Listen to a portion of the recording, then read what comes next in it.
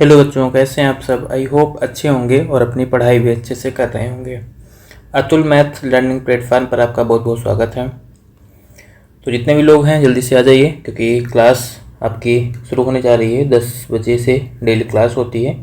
और जितने भी बच्चे इस टाइम पे मतलब हमारे साथ में प्रॉफिट एंड लॉस जो चैप्टर है इसको पढ़ रहे हैं, तो अभी तक मतलब इसमें हमने 140 क्वेश्चन कर लिए हैं। उसके आगे के क्वेश्चन आज हम जो है करेंगे। बाकी एक क्वेश्चन आपको होमवर्क भी मिला था, तो हम शुरू जब करेंगे तो अपना जो होमवर्क का क्वेश्चन होगा वहीं से शुरू करेंगे।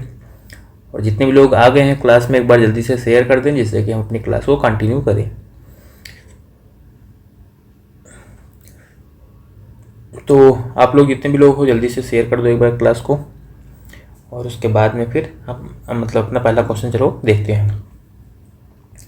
तो हमारा जो पहला क्वेश्चन है मतलब ये आपको होमवर्क भी दिया गया था।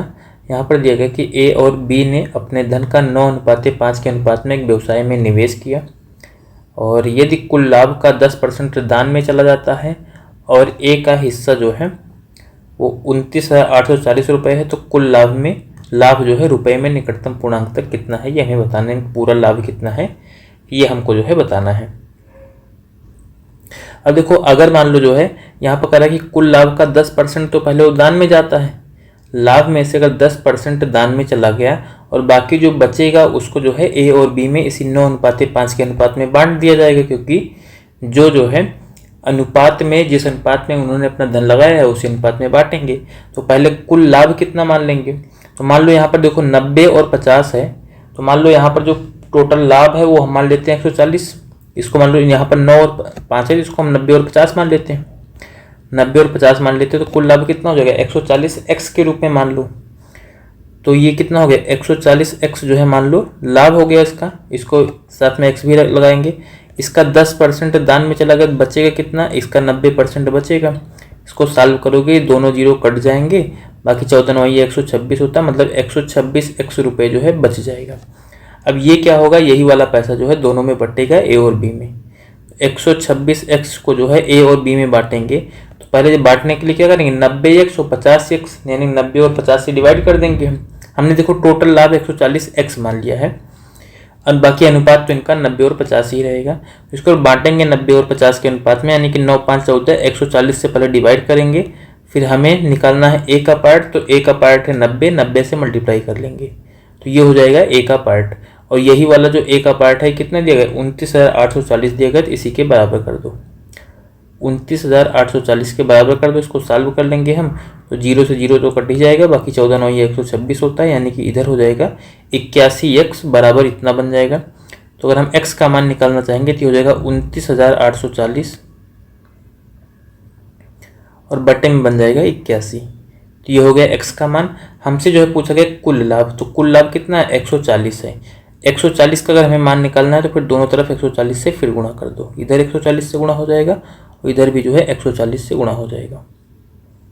ठीक है, तो ये हमारा जो है पूरा आंसर बन जाएगा। इसको आपको सॉल्व करना है। सॉल्व करने के लिए मान लो हम 9 से पहले काट देते हैं। देखो हमें लगभग जो है बताना है, तो 9 से हम इसको काटेंगे। 9 से अगर मान लो हम इसको काटते हैं तो 9 9 81 हो जाएगा, और फिर 9 त्रिक 27 और 2 29 28 हो जाएगा। 9 त्रिक 27 और फिर 14 बचेगा। 9 1 के 9 5 14 50। और देखो 9 5 45 हो जाएगा 9 6 54। तो लगभग आप 5 बार ही मान लो। ठीक है, लगभग आप 5 बार मान लो ऐसे करके। तो हमने यहाँ पर जो है 5 कम ही कर लिया है। यहाँ पर 40 था, हमने 35 तो यहाँ पर जो है 40 हो रहा था, हमने यहाँ पर मान लो कि एक तरीके से करके जो है 35 करके इसको पूरा मान लिया है। 3315 आ गया, उसको 9 से और भाग करोगे, फिर 140 से लास्ट में गुणा कर लोगे। 9 से मान लो इसको और हम भाग कर देते हैं तो 9 त्रिक 27, उसके बाद में यहाँ पर 6 हो जाएगा 61। तो यहाँ पर जो है हम कितना बार लेकर के जाएंगे 954, और 54 के बाद में यहाँ पर 7 61 हो जाएगा 75, तो 9 8 72। तो मान लो 8 बार लेकर के जाओ, बाकी 140 से यहाँ पर जो है मल्टीप्लाई करवा दो।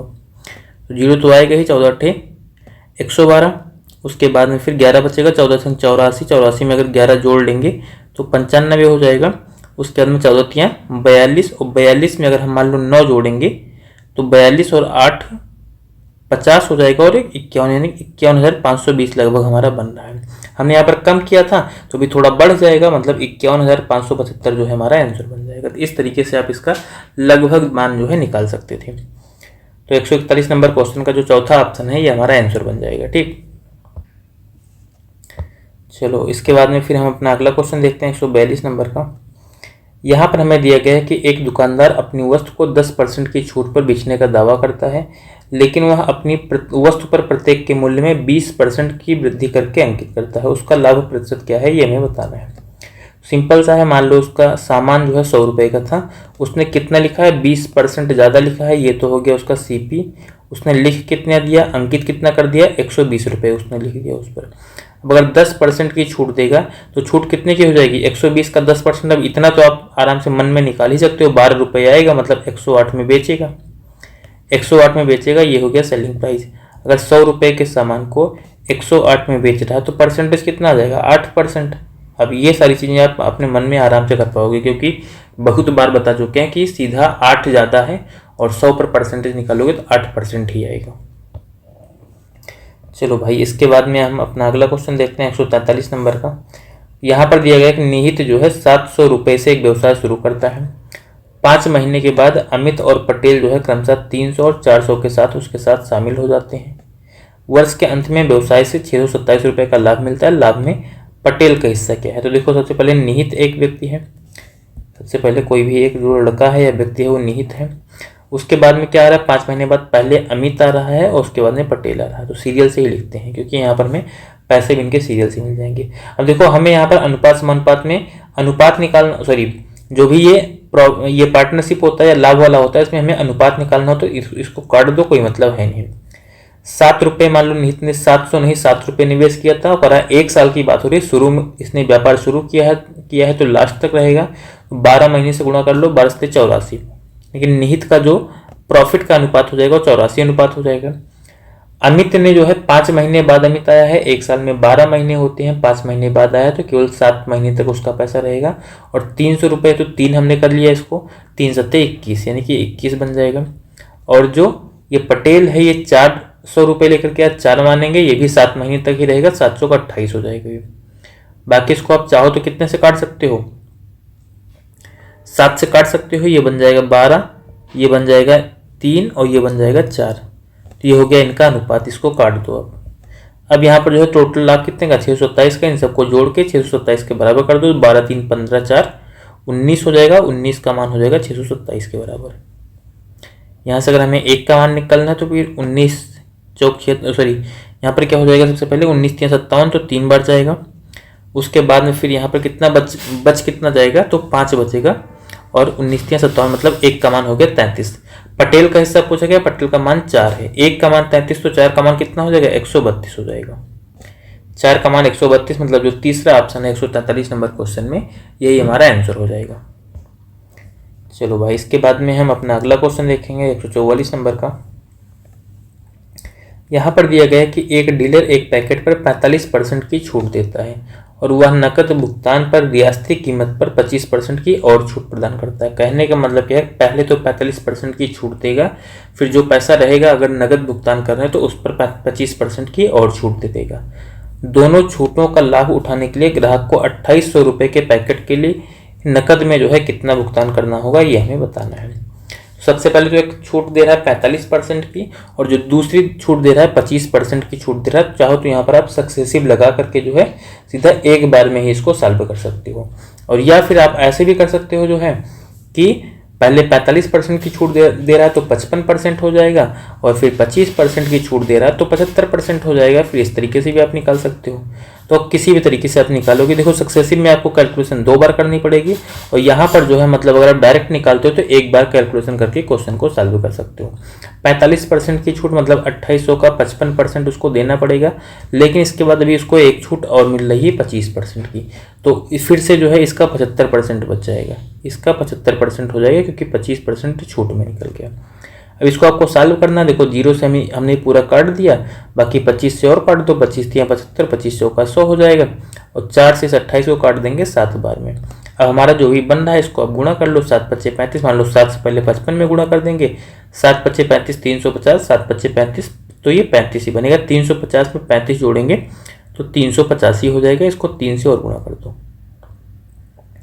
3 से और गुणा कर देंगे, 4 3 1200 होता है, 15 3 45, 1200 में से 45 घटा देंगे तो 1155 हमारा जो है आंसर बन जाएगा।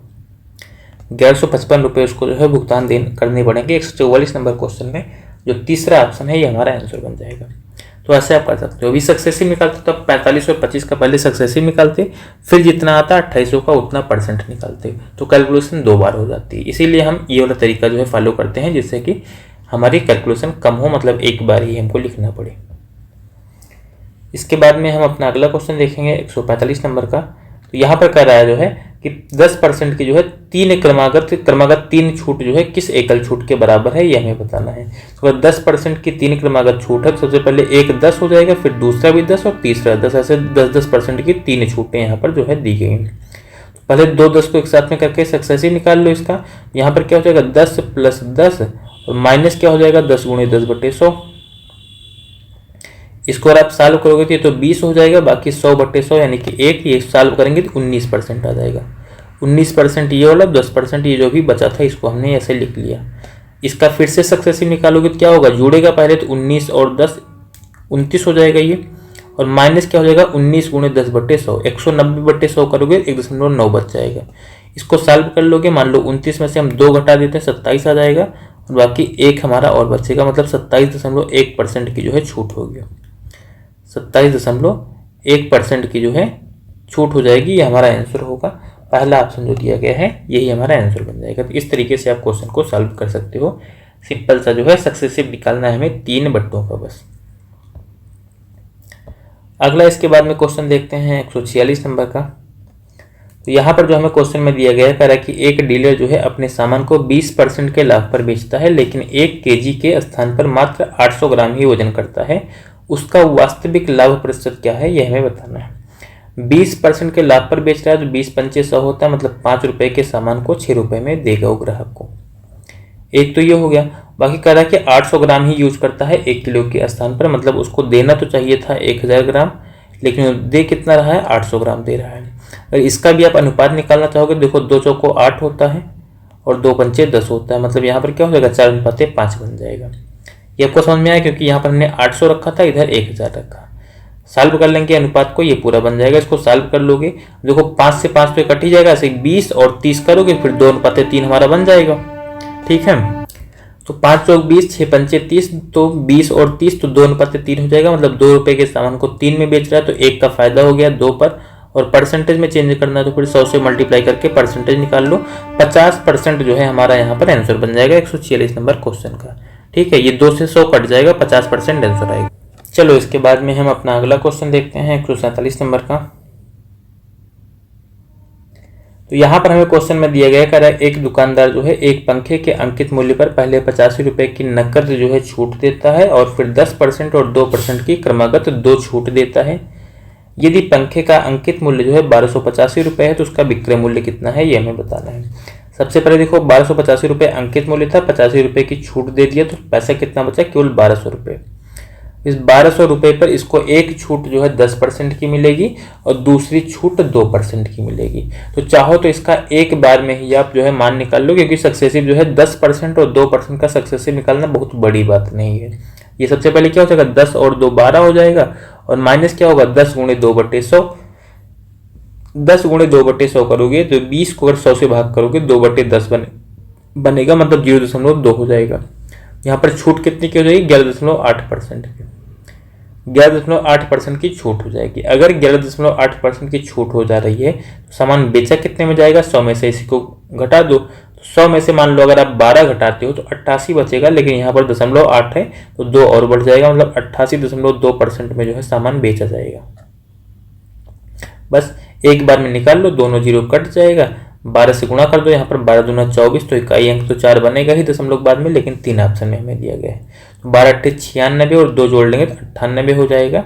और उसके बाद में फिर यहाँ पर कितना बचेगा, 12 × 8 = 96 हो जाएगा। उसके बाद में 9 इसमें और जोड़ लेंगे, 9 जोड़ लेंगे तो 105 हो जाएगा, मतलब 1058.4 रुपये में उसको जो है सामान मिल जाएगा, यानी सामान का विक्रय मूल्य जो है पहला ऑप्शन हमारा आंसर बन जाएगा। तो इस तरीके से आप निकाल सकते हो। हमने क्या किया, पहले 1285 में से 85 रुपये घटा दिए क्योंकि वो छूट थी।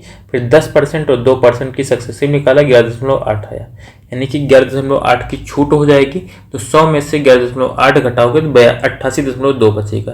कहने का मतलब है कि 88.2 में परसेंट में जो है सामान बेचा जाएगा। 1200 का 88.2% हमने निकाल लिया, यही हमारा आंसर बन जाएगा।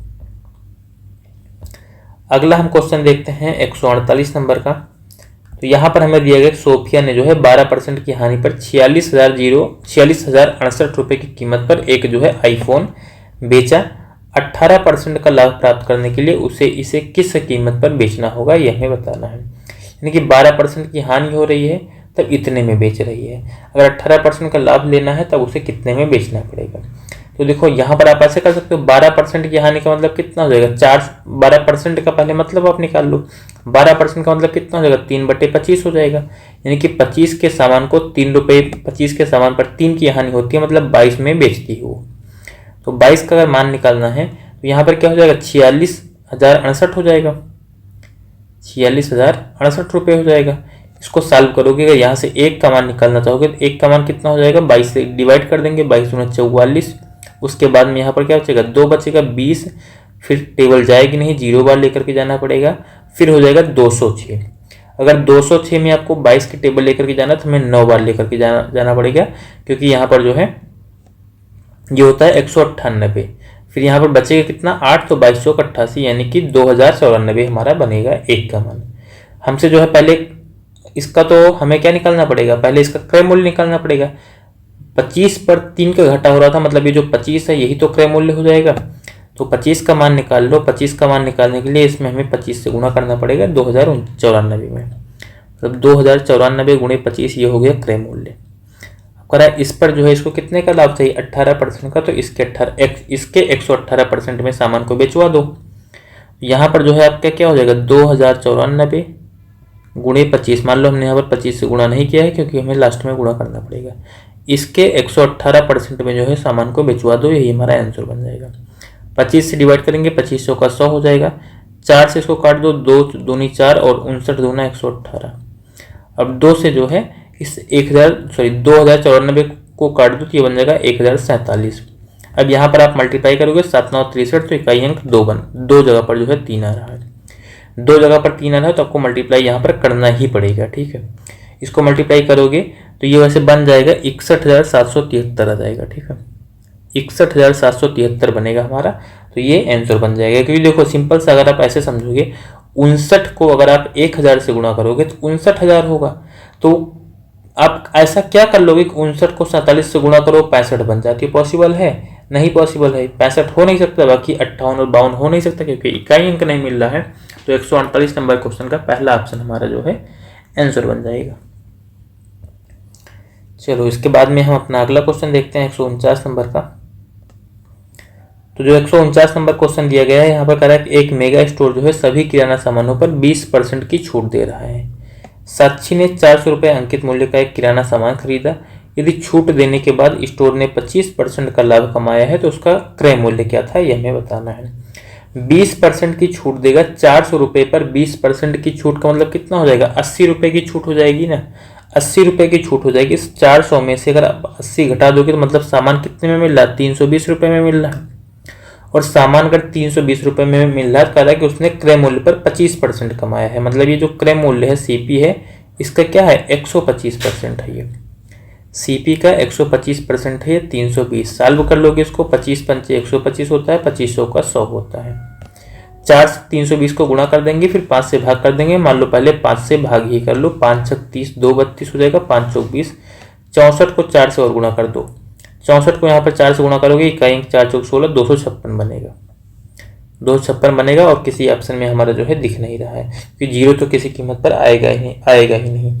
जो 256 यहाँ पर हमारा बन रहा है, यही क्या बन जाएगा, आंसर बन जाएगा। 100 यानी कि 149 नंबर क्वेश्चन का जो पहला ऑप्शन है, ये हमारा इस क्वेश्चन का आंसर होगा।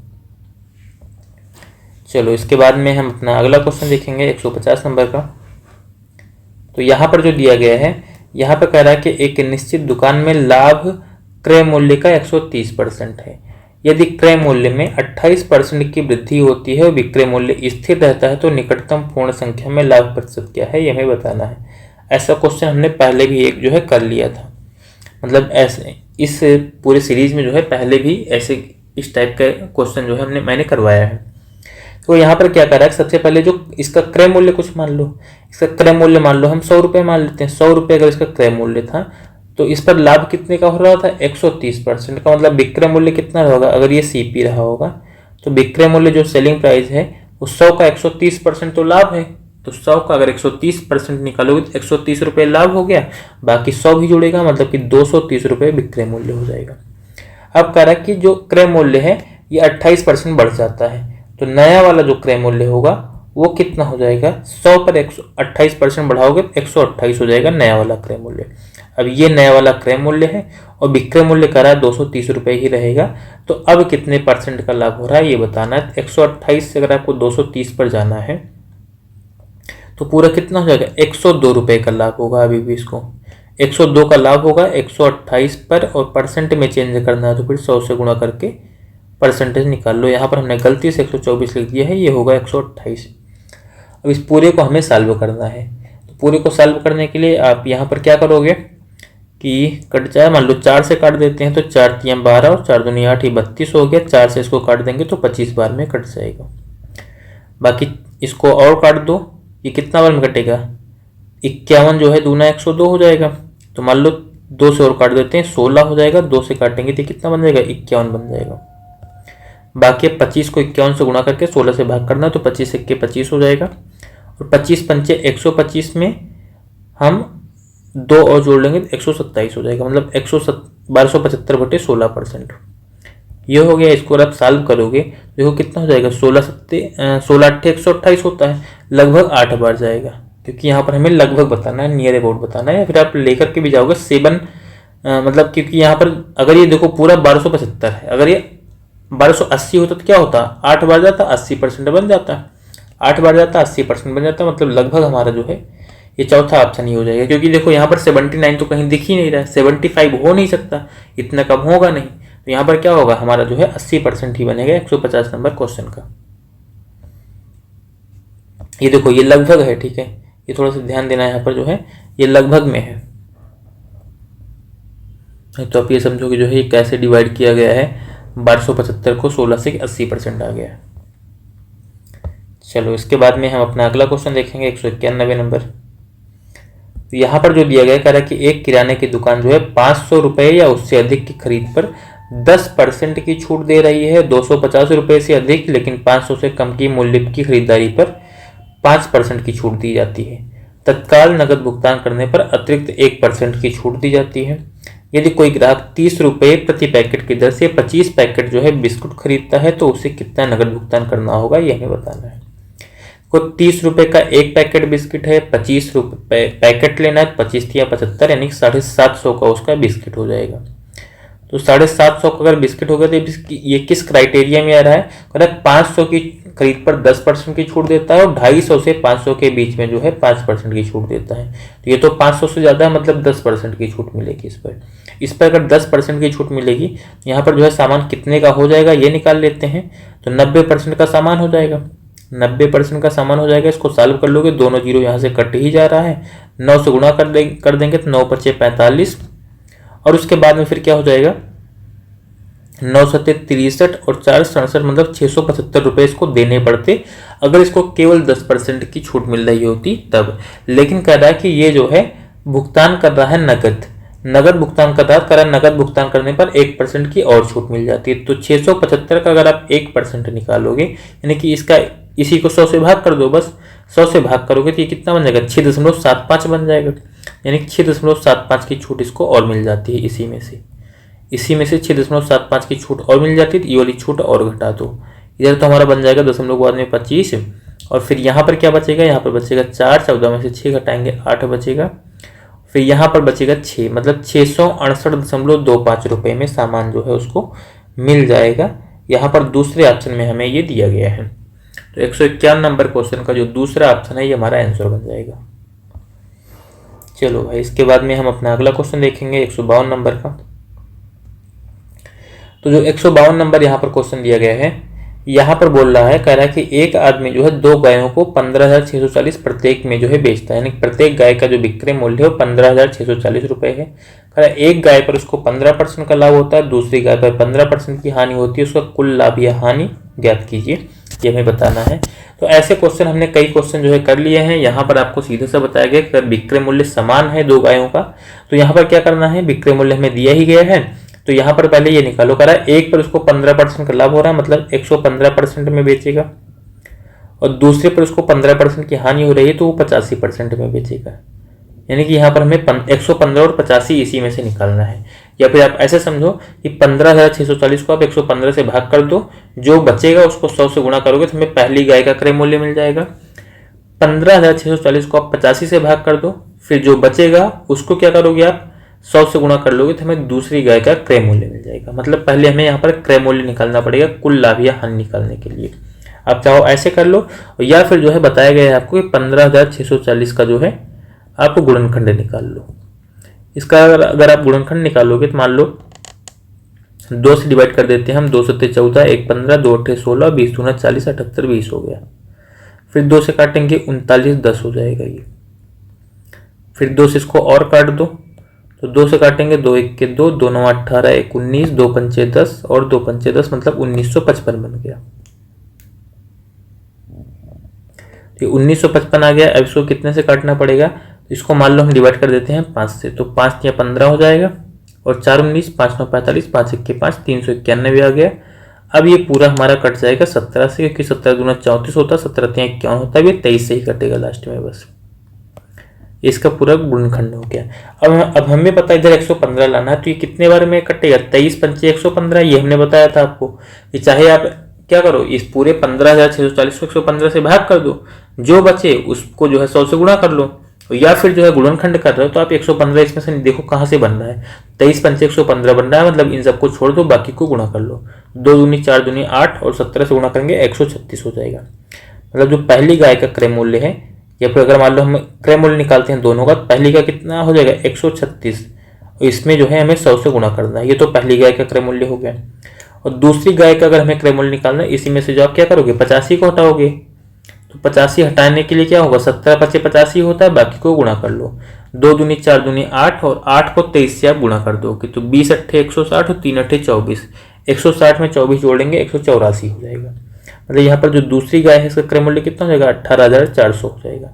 टोटल क्रय मूल्य निकालना है, तब दोनों को जोड़ लो, 13,600, 18,400, 18 3 21, 10 31, 31 और 6 4 10, मतलब 32,000 जो है टोटल क्रय मूल्य हो गया।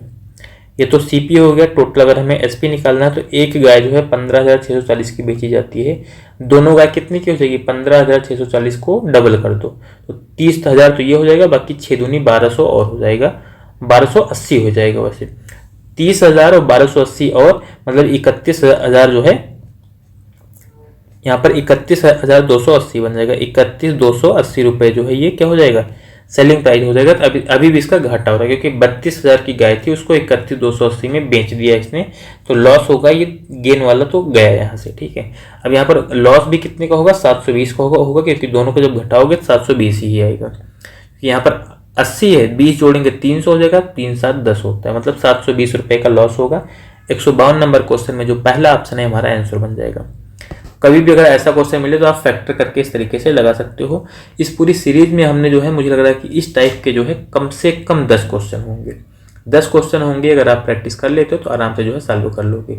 वैसे ये टॉपिक खत्म होने के बाद में हम मतलब एक जो टाइप वाइज होता है या टॉपिक वाइज होता है, उस टाइप से हम आपको जो है क्वेश्चन कुछ करवाएंगे।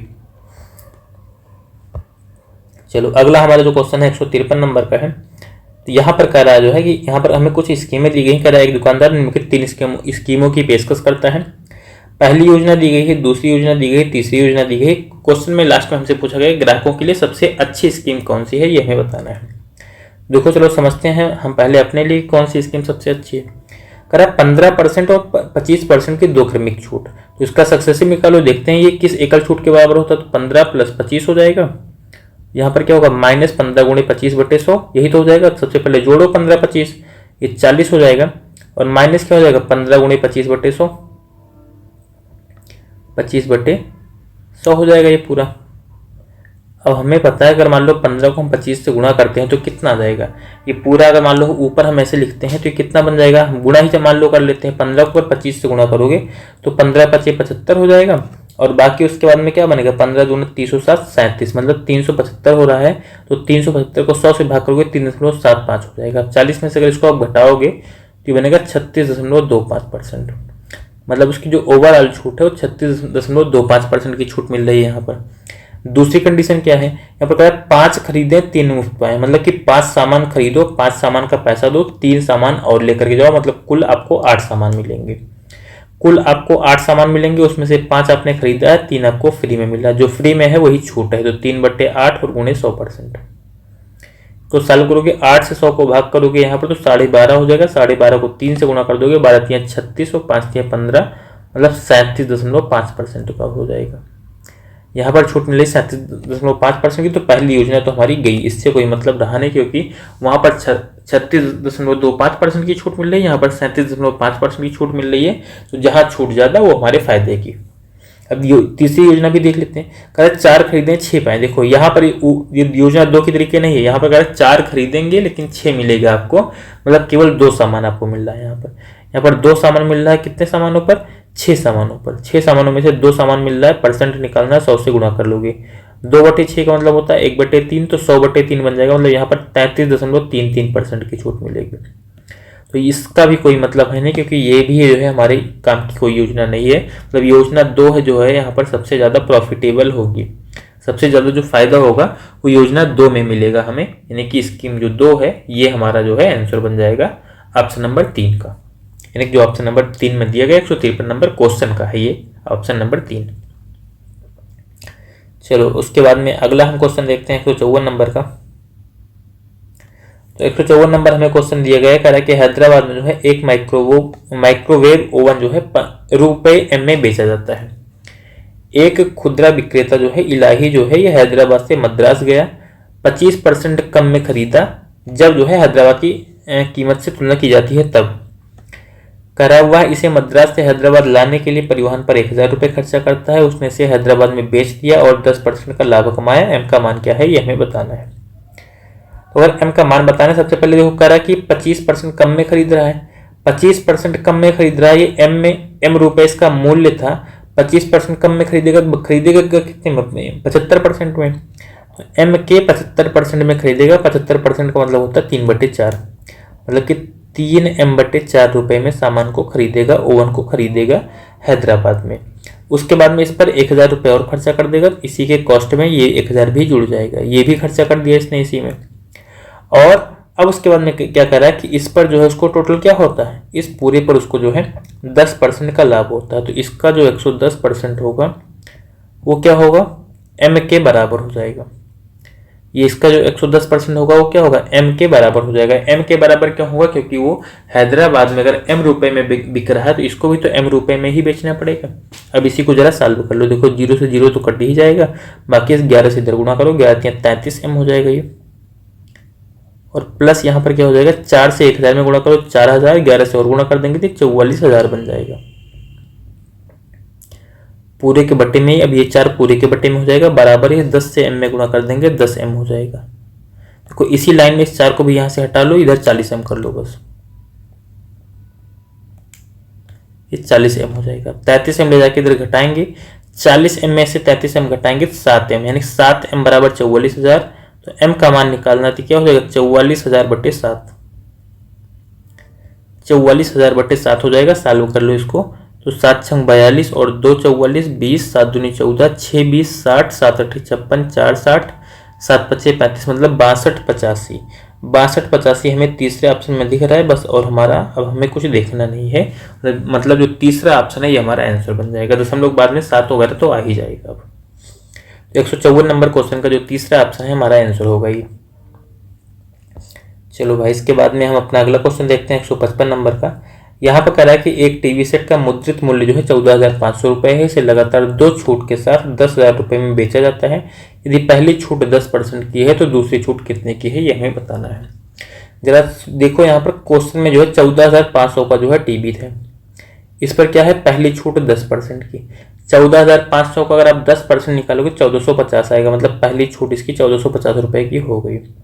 तो घटा दो, इसमें से घटाएंगे तो 0 आएगा, 10 में से 5 घटाएंगे 5 आएगा, 4 में से 4 घट जाएगा 0, 14 में से घटाएंगे तो 13, मतलब 13,050 रुपये अभी इसके पास में इतने की जो है उसको टीवी मिलेगी, अगर और कोई छूट ना मिले तो। लेकिन करा इसके बाद में एक छूट और मिल जाती है, जिससे टीवी का मूल्य क्या होता है 10,000 हो जाता है। ये वाला सामान जो है 10,000 जब पहुंचेगा तो छूट कितने की देनी पड़ेगी, 3,050 की और छूट देनी पड़ेगी। तो 3,050 की छूट दे दो भाई, कितने पर देनी पड़ेगी, 13,050 रुपये पर। और परसेंटेज निकालना है तो फिर 100 से गुणा करके परसेंटेज भी निकाल लो। ये 1 0 तो कट ही जाएगा, बाकी 5 से आप और काट सकते हो, तो 5 दूनी 10 हो जाएगा, फिर 5 छक 30 और 5 छक्के 5, ऊपर जो है डिवाइड करेंगे तो 5 छक 30 5 छक्के 5, मतलब ये हो जाएगा पूरा 6100 बटे जो है 261, ये हमारा पूरा बन जाएगा। अभी कितना बार अगर टेबल मान लो इसकी देखते हैं तो कितना बार में चला जाएगा, सबसे पहले तो 2 बार जाएगा ये, क्योंकि 261 है, 261 का अगर डबल करेंगे तो कितना हो जाएगा हमारा, 26 दूना 52 होता है, मतलब कि ये 520 हो जाएगा, और एक और है यानी 522 हो जाएगा हमारा। 522 हो रहा है, 610 में से अगर आप 522 घटा दोगे तो कितना बच जाएगा, तो ये बनेगा 78 और 10 88 बचेगा, 88 बचेगा, एक 0 और है। अब इसको 261 से आपको और भाग करना है, तब देखो हमें पता है 4 बार तो जाएगा नहीं, 3 बार जाएगा, मतलब 23 हमारा आंसर आएगा। 23 के साथ में केवल एक ऑप्शन है पहला, तो ये हमारा आंसर बन जाएगा बस। यानी कि आपको यहाँ पर जो है ऐसे डिवाइड करना है। देखो डिवाइड आपको करना ही पड़ेगा, ऐसा नहीं जो है हम कहीं से सीख के आए हैं, ठीक है, हम भी आपके सामने ही डिवाइड कर रहे हैं। तो इस तरीके से अगर क्वेश्चन में कैलकुलेशन आई है तो बिना कैलकुलेशन किए आपको जो है आंसर नहीं मिलेगा। तो बेटर ये है कि ज़्यादा कुछ सोचने से अच्छा है कि आपको के सामने जो दिख रहा है जल्दी से उसको कर डालो, तो हमें आंसर जो है बहुत जल्दी मिल जाएगा। और अगर हम ये सोचते कि 6100 बटे 261 आ गया, अब और कोई तरीका नहीं है जिससे में कैलकुलेशन ना हो या बच जाए, ये सारी चीज़ें जब तक सोचेंगे तब तक भाई कैलकुलेशन कर लो, आंसर हमारे सामने है, ठीक है। तो 155 नंबर क्वेश्चन का पहला ऑप्शन जो है आंसर बन जाएगा बस। अगला यहाँ पर जो क्वेश्चन 156 नंबर का यहाँ पर दे रहा है कि एक जो ठग डीलर है अपने माल को क्रय मूल्य पर बेचने का जो है खुलेआम दावा करता है, लेकिन जो है गलत बाट का उपयोग करके 15% लाभ लेता है। 1 किलोग्राम के लिए वह जो है कितने ग्राम वाले बाट का जो है प्रयोग कर रहा है, ये हमें बताना है। तो ये वाला क्वेश्चन आपका रहेगा होमवर्क क्वेश्चन, ठीक है। इसको आप लोग सॉल्व करोगे खुद से, और सॉल्व करने के बाद में इसका आंसर बताओगे, क्योंकि ये ठग डीलर वाला हमने कई क्वेश्चन अभी तक कर लिया है अभी तक, ठीक है। मुझे लग रहा है कम से कम 4 से 5 क्वेश्चन तो कर ही लिए होंगे। तो इस वाले क्वेश्चन को, मतलब 156 नंबर जो क्वेश्चन है, इसको सॉल्व करके इसका आंसर आप लोग कमेंट करना, ठीक है। और बाकी फिर से मिलेंगे हम कल इसी टाइम पे और अपने एक नए क्वेश्चन के साथ में। तब तक के लिए thank you and all the best.